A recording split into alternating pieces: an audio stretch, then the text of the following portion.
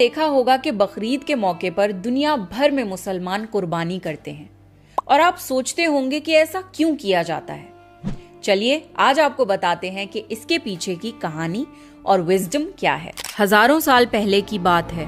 ابراہیم علیہ السلام اللہ کے نبی اور پیغمبر تھے۔ ایک دن جب ابراہیم علیہ السلام سو رہے تھے تو انہوں نے ایک خواب دیکھا جس میں اللہ نے ابراہیم علیہ السلام سے فرمایا کہ ابراہیم، آپ کے نزدیک جو سب سے پیاری اور محبوب چیز ہو آپ اسے اللہ کی راہ میں قربان کر دیجئے۔ اب یہاں آپ کو بتا دوں کہ اللہ اپنے بندوں کا اور خاص طور سے نبیوں کا امتحان لیتا ہے، یہ دیکھنے کے لیے کہ انسان اللہ سے زیادہ محبت کرتا ہے یا اللہ کے دیے ہوئے تحفوں سے زیادہ محبت کرتا ہے۔ نبی اور پیغمبر کے خواب سچے ہوتے تھے، وہ جو بھی خواب میں دیکھتے تھے وہ اللہ کا حکم ہوتا تھا۔ تو یہ خواب دیکھنے کے بعد ابراہیم علیہ السلام نے اپنے اونٹوں کے جتھے میں سے 100 اونٹ قربان کر دیے۔ آج کے زمانے میں یہ 100 قیمتی گاڑیاں سیکریفائز کرنے کے برابر ہے۔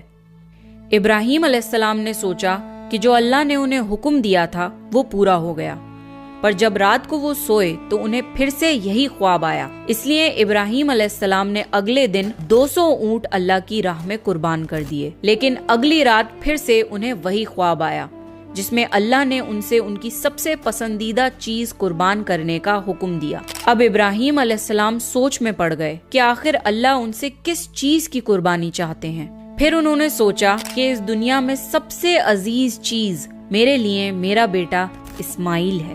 آپ کو بتا دوں کہ ابراہیم علیہ السلام کو پوری زندگی دعائیں مانگنے کے بعد 80 سال کی عمر میں اولاد ہوئی تھی، اور وہ تھے ان کے بیٹے اسماعیل جو انہیں بہت زیادہ عزیز اور محبوب تھے۔ اب ابراہیم علیہ السلام سمجھ چکے تھے کہ دراصل اللہ تعالیٰ نے ان سے ان کے بیٹے کی قربانی مانگی ہے۔ اللہ یہ دیکھنا چاہتا ہے کہ ابراہیم علیہ السلام اپنے بیٹے سے زیادہ محبت کرتے ہیں یا اللہ سے۔ ابراہیم علیہ السلام کے لیے یہ بہت بڑا امتحان تھا۔ اگلے دن ابراہیم علیہ السلام اٹھے اور اپنی بیوی ہاجرہ کو کہا کہ ہمارے بیٹے اسماعیل کو نہلا کر اچھی طرح تیار کر دیجئے۔ ابراہیم علیہ السلام کی بیوی ہاجرہ نے اپنے بیٹے کو بہت اچھے سے نہلا کر خوشبو لگا کر تیار کر دیا، اور ابراہیم علیہ السلام اپنے بیٹے کو لے کر ایک پہاڑ کی طرف روانہ ہو گئے۔ ابراہیم علیہ السلام یہ تکلیف بھرا فیصلہ کر چکے تھے کہ وہ اپنے بیٹے کی قربانی دیں گے، پر شیطان کو کیسے منظور ہوتا کہ کوئی اللہ کی اطاعت کرے؟ تو شیطان بھی اپنے کام پر لگ گیا۔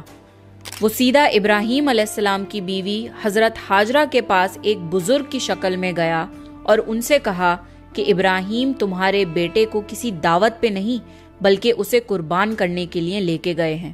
یہ سن کر حضرت ہاجرہ بہت حیران ہوئی، پر وہ سمجھ گئیں کہ یہ ضرور اللہ کا حکم ہوگا۔ تو انہوں نے شیطان سے کہا کہ اگر اللہ نے ابراہیم کو ایسا کرنے کا حکم دیا ہے تو یہ ہماری خوش قسمتی ہے۔ یہ تو میرا ایک بیٹا ہے، اگر میرے اسماعیل جیسے 1000 بیٹے بھی ہوتے تو میں خوشی خوشی انہیں اللہ کی راہ میں قربان کر دیتی۔ سوچئے ایک ماں کے لیے یہ کہنا کتنی بڑی بات ہے۔ جب شیطان حضرت ہاجرہ کو بھڑکانے میں ناکام ہو گیا تو سیدھے ان کے بیٹے اسماعیل علیہ السلام کے پاس گیا اور کہنے لگا کہ تمہارے بابا تمہیں کسی دعوت میں نہیں بلکہ تمہیں مارنے کے لیے لے کے جا رہے ہیں۔ جواب میں اسماعیل علیہ السلام نے کہا کہ اگر یہ اللہ کا حکم ہے تو میرے لیے اس سے بڑی کیا خوش نصیبی کی بات ہے کہ میں اللہ کی راہ میں قربان ہو جاؤں۔ 13 سال کے بچے میں اتنی سمجھ اور بہادری ہونا کتنی بڑی بات ہے۔ یہاں بھی جب شیطان ناکامیاب ہو گیا تو وہ ابراہیم علیہ السلام کو بھڑکانے کی کوشش کرنے لگا کہ تمہیں یہ بیٹا اتنی منتوں سے ملا ہے، اگر تم نے اسے قربان کر دیا تو بڑھاپے میں تمہارا سہارا کون بنے گا، اور اگر اللہ نے یہ قربانی بھی قبول نہیں کری تو تمہارا کتنا بڑا نقصان ہو جائے گا، ایسا مت کرو۔ شیطان ہر طرح سے انہیں بار بار بہکانے کی کوشش کرتا رہا، اور غصے میں آ کے ابراہیم علیہ السلام نے شیطان کو پتھر مارے۔ یہی وجہ ہے کہ جب لوگ حج پہ جاتے ہیں تو شیطان کو آج بھی کنکڑی مارتے ہیں، اور یہ حج کے اہم ارکانوں میں سے ایک ہے۔ شیطان کے جانے کے بعد ابراہیم علیہ السلام نے اپنے بیٹے کو ساری بات بتائی تو اسماعیل علیہ السلام نے فرمایا کہ بابا اگر یہ اللہ کا حکم ہے तो मुझे ये मंजूर है। आप बस मेरे हाथ पैर बांध दिए और अपनी आंखों पे पट्टी भी बांध लिए, ताकि आप जब मेरी गर्दन पर छुरी चलाएं तो आपको तकलीफ ना हो और आप ये करने से मुकर न जाएं। बस फिर इब्राहीम अलैहिस्सलाम ने अपने बेटे के हाथ पैर बांध दिए और अपनी आंखों पर पट्टी भी बांध ली। और जब उन्होंने इस्माइल अलैहिस्सलाम की गर्दन पर छुरी चलाई तो एक जानवर की आवाज सुनकर वो हैरान हो गए। उन्होंने जब आंखों से पट्टी खोली तो एक दुम्बा जुबा हुआ था और इस्माइल अलैहिस्सलाम उनके पास खड़े मुस्कुरा रहे थे। तब आसमान से अल्लाह ने इब्राहीम अलैहिस्सलाम से फरमाया, इब्राहीम, आप इस इम्तिहान में कामयाब हो गए।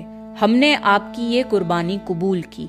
आपका ये इम्तिहान कयामत तक याद रखा जाएगा और आपकी इस सुन्नत को ईमान वाले लोग हर साल याद रखेंगे और हर साल अल्लाह की राह में कुर्बानी पेश करेंगे। इब्राहीम अलैहिस्सलाम की इस सुन्नत को अल्लाह ने आने वाली नस्लों के लिए इबरत बनाया और इसीलिए मुसलमान हर साल हज के मौके पर कुर्बानी करते हैं। बकरीद पर जो भी हलाल जानवर कुर्बान होते हैं उनके गोश्त को 3 हिस्सों में बांटा जाता है। पहला हिस्सा गरीबों और मिस्कीनों में बांटा जाता है, दूसरा हिस्सा रिश्तेदारों में दिया जाता है और तीसरा हिस्सा खुद अपने घर में रखा जाता है। आपको ये पता होना चाहिए कि बकरीद के मौके का गरीब लोग साल भर इंतजार करते हैं, क्योंकि यही साल का इकलौता मौका होता है जब उन्हें गोश्त खाना नसीब होता है। बकरीद का ये फेस्टिवल दुनिया भर में भुखमरी मिटाने का एक जरिया है and it's a part of Islamic faith to serve humanity and help others.